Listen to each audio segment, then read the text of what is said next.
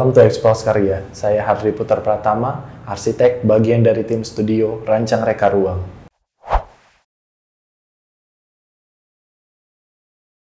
Di video kali ini kita akan membahas sebuah project dari Yogyakarta yang ownernya itu adalah Bapak Andre dan berlokasi tepatnya berada di Gedong Kuning.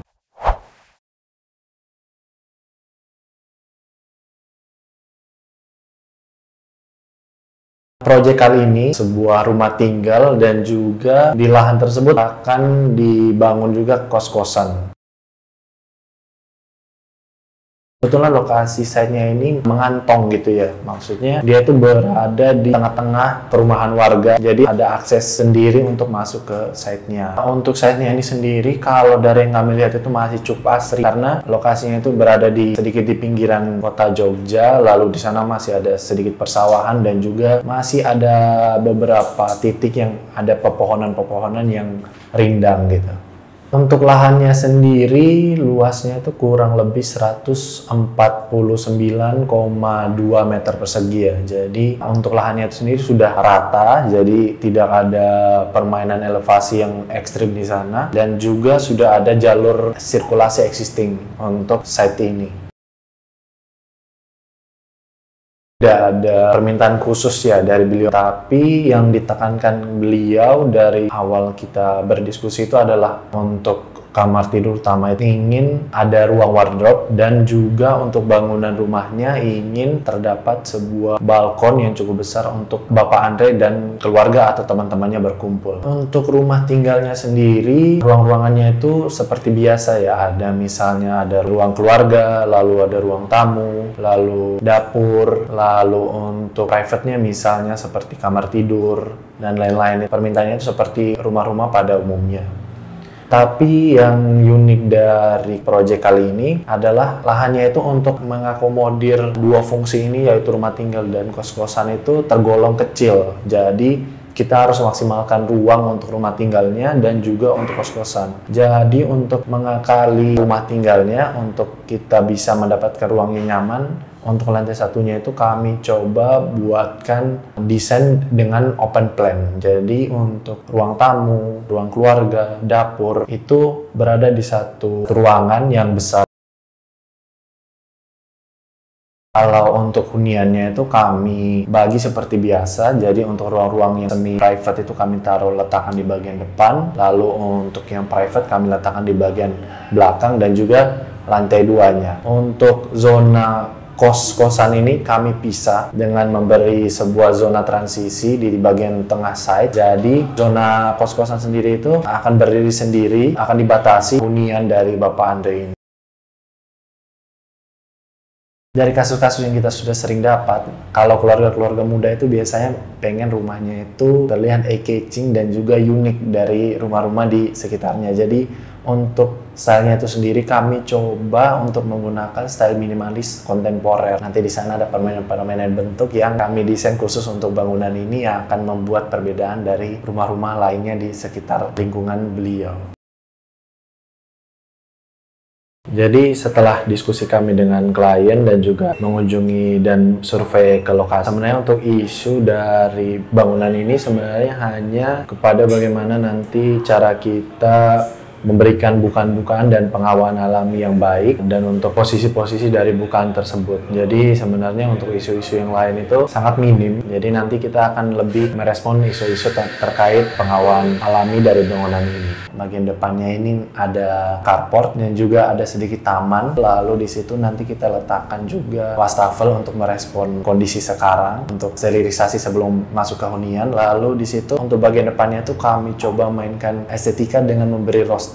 Roster di sini fungsinya bukan hanya untuk estetika ya, tapi untuk lebih ke memberi batas antara zona dari rumah tinggal dan kos-kosan, tapi tetap memberikan akses untuk sirkulasi udara itu lewat gitu. Bagian depannya ini aja sebenarnya kita udah bisa lihat ya, ada permainan bentuk di sana, yaitu geometri lengkung yang menjadi eye-catching dan juga keunikan dari rumah ini ya.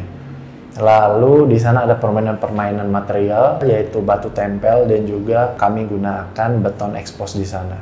Lalu masuk ke ruang tamunya. Ruang tamunya ini sebenarnya kecil ya, hanya digunakan saat-saat tertentu, dan juga tamu-tamu yang mungkin akan berkunjung itu juga akan langsung menuju ke ruang keluarga atau ke balkon lantai 2 dari rumah beliau. Karena ini open plan, jadi di situ kita akan menemukan ruang keluarga dan juga dapur ya, yang berada di satu ruangan yang besar. Di sana langsung terhubung dengan inner court. Jadi inner court ini sebenarnya fungsinya sebagai perputaran sirkulasi udara untuk rumah tinggal dan juga kosnya. Jadi kita letakkan di bagian tengah, dan ini juga sebagai zona atau ruang transisi dari kedua fungsi ini. Dari ruang keluarga dan juga dapur ini langsung menghadap ke inner court dengan bukaan-bukaan kaca yang besar ya. Jadi kami ingin memaksimalkan cahaya matahari yang masuk ke dalam rumah gitu. Lalu kita lanjut ke lantai 2. Lantai 2 sebenarnya tidak terlalu spesifik, lebih difungsikan sebagai zona private. Jadi di situ lokasinya kamar, lalu ada kamar mandi satu, lalu ada kamar utama yang terdapat wardrobe ya di dalamnya. Lalu di situ ada ruangan menunggu atau meletakkan koleksi-koleksi dari beliau gitu.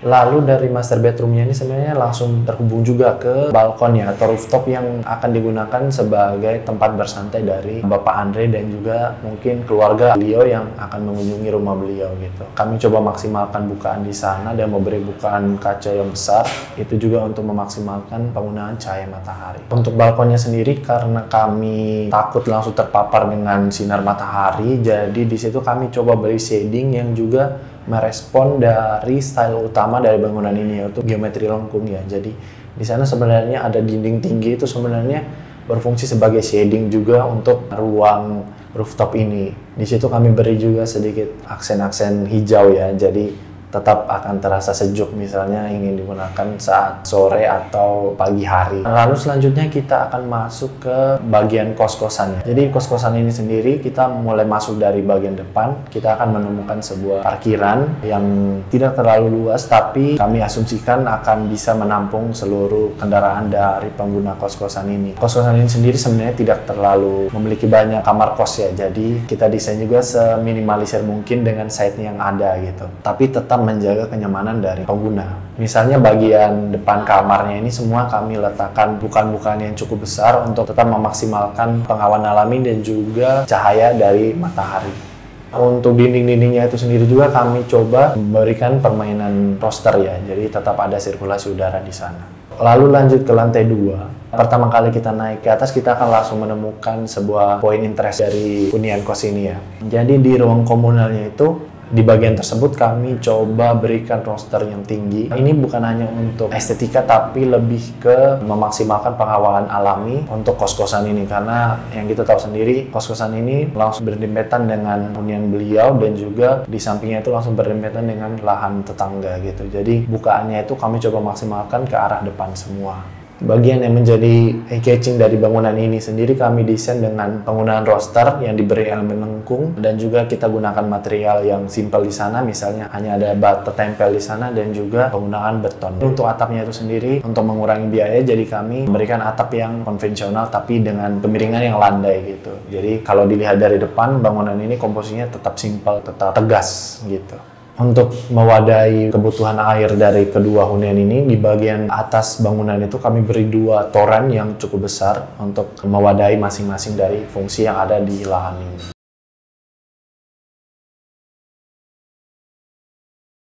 Oke, baik, mungkin itu saja pembahasan kita kali ini tentang DRH House ya. Jika ingin terus mengikuti Expose Karya, silakan subscribe, lalu agar teman-teman kalian juga tahu, bisa share, dan juga kalau ada pertanyaan atau apapun itu, silakan tulis di kolom komentar. Sampai jumpa di Expose Karya selanjutnya.